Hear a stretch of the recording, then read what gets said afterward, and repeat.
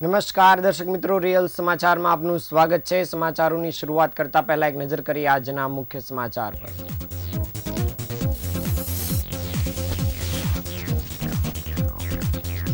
સુરતની civil hospital ફરી વિવાદમાં। આસારામનો ફોટો મૂકી પૂજા આરતી કરાઈ।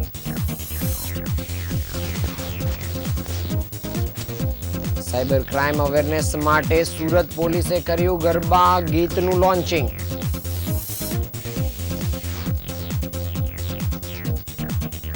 નવરાત્રિ પર્વોત્સવ અંતર્ગત ખાણીપીણીના શોખીન સુરતીઓ માટે ફૂડ ફેસ્ટિવલ યોજાયો।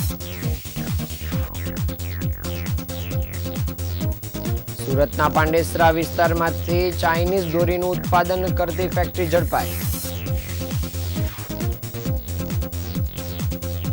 ક્રિપ્ટોકરન્સીમાં નફાની લાલચ આપી 4.23 કરોડની છેતરપિંડી કરનાર પતિ પત્ની કચ્છથી ઝડપાયા। સિંગણપુર વિસ્તારમાં 3 દુકાનને ટાર્ગેટ કરનાર તસ્કરોને પોલીસે પકડી પાડ્યા।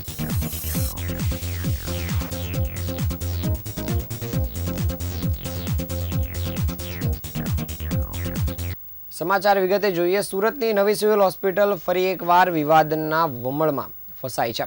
મંગળવારે બળાત્કારના કેસમાં આજીવન કેદની સજા ભોગવી રહેલ આશારામ બાપુના ભક્તોના એક જૂથે સિવિલ હોસ્પિટલની સ્ટીમ સેલ બિલ્ડિંગના ગેટ પર તેમનો ફોટો મૂકીને આરતી કરી હતી। આ ઘટનાને કારણે ભારે વિવાદ સર્જાયો હતો, કારણ કે હોસ્પિટલ સુપ્રિન્ટેન્ડન્ટ ડોક્ટર ધરિત્રી પરમારને આ અંગે કોઈ પણ જાણ ન હોય તે કે કોઈની પરવાનગી પણ લેવામાં આવી ન હતી।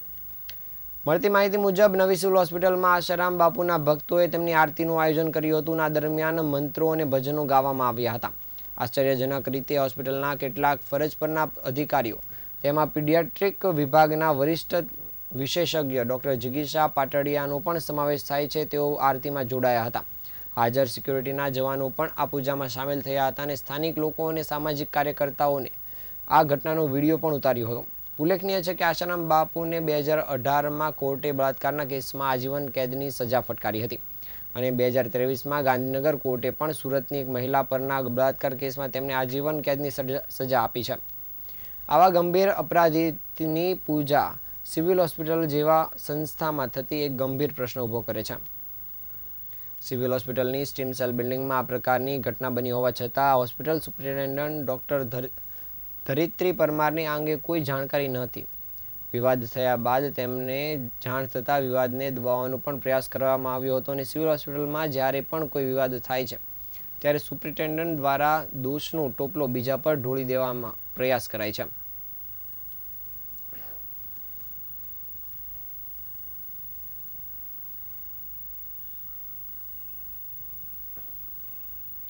સુરત શહેર પોલીસે સાયબર ક્રાઇમ સામે જાગૃતિ લાવવા માટે એક નવીન અને અસરકારક પહેલ શરૂ કરી છે। સુરત પોલીસના કમિશનર અનુપમસિંહ ગેહલોતના હસ્તે સાયબર ક્રાઇમ ગરબાનું લોન્ચિંગ કરવામાં આવ્યું છે। આ અનોખા ગરબાનો મુખ્ય ઉદ્દેશ નવરાત્રિના પર્વ દરમિયાન ગરબાના માધ્યમથી મોટી સંખ્યામાં નાગરિકોને સાયબર ગુનાઓ અને ઓનલાઈન છેતરપિંડીથી વાકેફ કરવાનો છે। આજકાલ દેશમાં સાયબર ક્રાઇમની ઘટનાઓ સતત વધી રહી છે, જેને ઉપલક્ષમાં જ આ ગરબાનું લોન્ચિંગ કરવામાં આવ્યું છે। ડિજિટલ યુગમાં લોકો ઓનલાઈન છેતરપિંડી, ફિશિંગ અને ડેટા ચોરી જેવા ગુનાઓનો ભોગ બની રહ્યા છે। સુરત પોલીસે આવા ગુનેગારોને પકડી પાડીને જેલના સળિયા પાછળ ધકેલી દીધા છે, પરંતુ ગુનાઓ અટકાવવા માટે જાગૃતિ સૌથી મોટું શસ્ત્ર છે। આ જ વિચાર સાથે સુરત સાયબર ક્રાઇમ સેલ દ્વારા આ વિશેષ ગરબાની રચના કરવામાં આવી છે અને આ ગરબાના ગીતમાં સાયબર ક્રાઇમના વિવિધ પ્રકારો જેમ કે ઓનલાઈન ફ્રોડ, ટોપિંગ, શેરિંગ અને ઓનલાઈન તેમજ સોશિયલ મીડિયા પર થતી છેતરપિંડી વિશે માહિતી આપવામાં આવી છે। આનાથી લોકો ગરબા રમતા રમતા જ સાયબર સુરક્ષાના પાઠ શીખી શકશે અને ભવિષ્યમાં આવા ગુનાઓને અટકાવવામાં મદદરૂપ થશે। સુરત પોલીસનો આ પ્રયોગ પ્રશંસનીય છે અને અન્ય શહેરો માટે પણ એક ઉદાહરણ પૂરું પાડે છે। આનાથી પોલીસ અને જનતા વચ્ચેના સંબંધો વધુ મજબૂત બનશે અને એક સુરક્ષિત સમાજનું નિર્માણ થશે।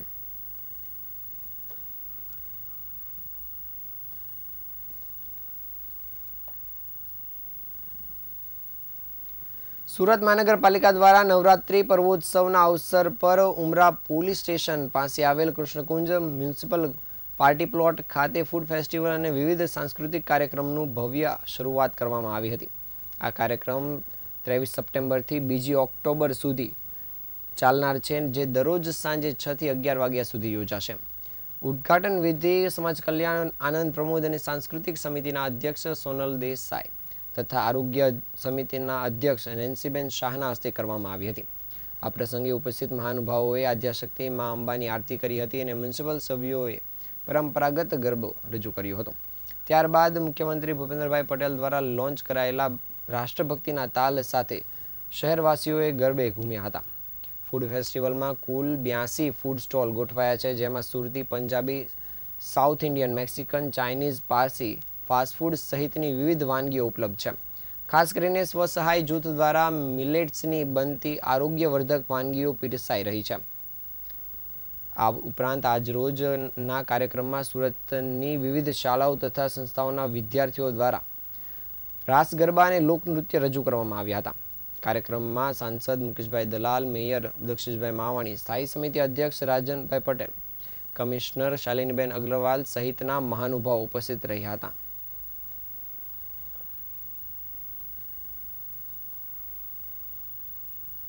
ઉત્તરાયણ પર્વ દરમિયાન ચાઇનીઝ દોરીના ઉપયોગ અને વેચાણ પર પ્રતિબંધ મૂકવામાં આવ્યો છે અને પોલીસ દ્વારા ચાઇનીઝ દોરીનું વેચાણ કરતા લોકો સામે કાયદેસરની કાર્યવાહી પણ કરવામાં આવે છે. ત્યારે સુરતના પાંડેસરા વિસ્તારમાંથી જ ચાઇનીઝ દોરીનું ઉત્પાદન કરતી ફેક્ટરી ઝડપાઈ છે.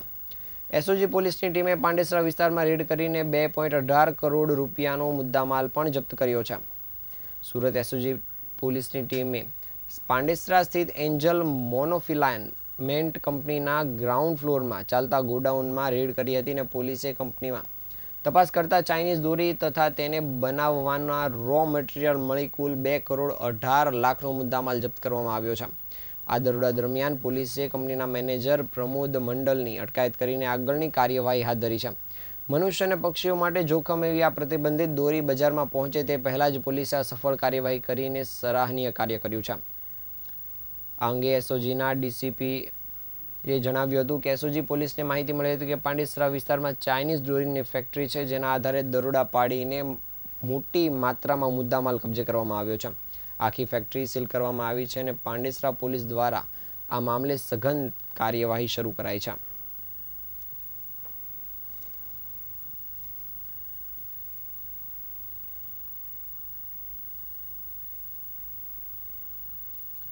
સુરત શહેરમાં ફરી એકવાર નફાની લાલચ આપીને મોટા પાયે છેતરપિંડીના કેસનો પર્દાફાશ થયો છે.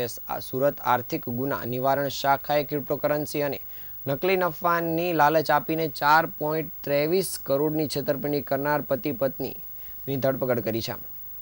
આયુર્વેદિક હર્બલ પ્રોડક્ટનો વ્યવસાય કરતા વિકાસ કાકડિયાએ પોલીસમાં ફરિયાદ આપી હતી. જે તેઓએ આરોપી જયેશ સાથે વોઇસ લોસ સંબંધિત મુદ્દે વાતચીત શરૂ કરી હતી. જે દરમિયાન જયેશે પોતાનો ક્રિપ્ટોકરન્સી દ્વારા દર મહિને 4 થી 5% નફો આપતો હોવાનો દાવો કર્યો હતો. રોકાણ માટે પ્રેરિત થઈને શરૂઆતમાં વિકાસ કાકડિયાએ 50,000નું રોકાણ કર્યું હતું અને દર મહિને નફો મળતા વિશ્વાસ વધ્યો હતો. ત્યારબાદ ફરિયાદી તથા તેમના પરિવારજનો અને મિત્ર મંડળે મળી 6.50 કરોડ રૂપિયાનું રોકાણ કર્યું હતું. આમ છતાં સંખ્યાબંધ રકમમાંથી માત્ર 2.26 કરોડ જ પરત આપવામાં આવ્યા હતા અને બાકી રકમ આપવાનો ઇનકાર થતાં છેતરપિંડી કરવામાં આવી હોવાનું માલુમ થયું હતું. જેના આધારે ફરિયાદ નોંધવામાં આવતા જ પોલીસ દ્વારા તપાસ કામગીરી શરૂ કરાઈ હતી અને આ દંપતી સુરતમાંથી નાસી છૂટ્યું હોવાનું માલુમ પડ્યું હતું. પોલીસે દંપતીનો તપાસ કામગીરી દરમિયાન પીછો કરતા જ તે કચ્છમાં છુપાઈ હોવાની જાણ થતાં જ પોલીસ કચ્છ સુધી પહોંચી હતી અને ત્યાંથી દંપતીની ધરપકડ કરી હતી. પોલીસે જયેશ પટેલ અને દીપા પટેલની ધરપકડ કરી આગળની તપાસ કામગીરી શરૂ કરી છે.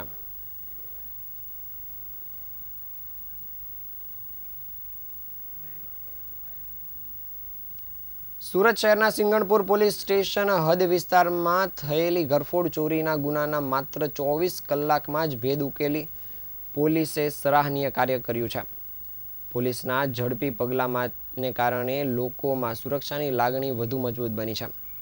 સિંગણપુર ડભોલી રોડ પર આવેલી 3 દુકાનો AR mobile, Ganesh tea and paan centre તથા Shri Radhekrishna dairy and general સ્ટોરના શટર તોડી કોઈ અજાણ્યા ઈસમોએ અંદર ઘૂસી રોકડ તથા અન્ય સામાન મળી કુલ 2,48,000નો મુદ્દામાલ ચોરી કર્યો હતો. જેમાં પોલીસે ગુનો નોંધીને તપાસ કામગીરી શરૂ કરી હતી. જે દરમિયાન મળેલી બાતમીના આધારે જહાંગીરપુરા બ્રિજની નીચે આવેલા શંકાસ્પદ ઇસમોને પોલીસે ઝડપી પાડ્યા હતા.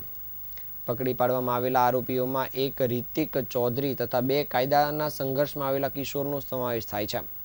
પોલીસે આરોપીઓ પાસેથી અલગ અલગ કંપનીના 10 મોબાઈલ ફોન તથા ચોરીમાં ગયેલ મોટરસાઇકલ મળી 2 લાખથી વધુનો મુદ્દામાલ કબજે કરવામાં આવ્યો છે. હાલ પોલીસે આ આરોપીઓને લઈને આગળની તપાસ કામગીરી શરૂ કરી છે.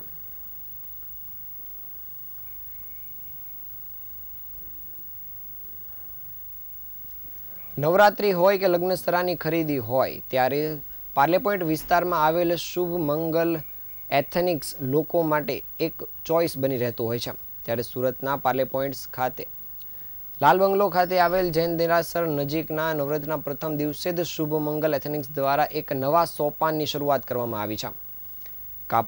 કાપડના ક્ષેત્રમાં વિશ્વાસનું બ્રાન્ડ બની ચૂકેલા શુભ મંગલ એથેનિક્સે હવે જ્વેલરી ક્ષેત્રમાં પ્રવેશ કર્યો છે.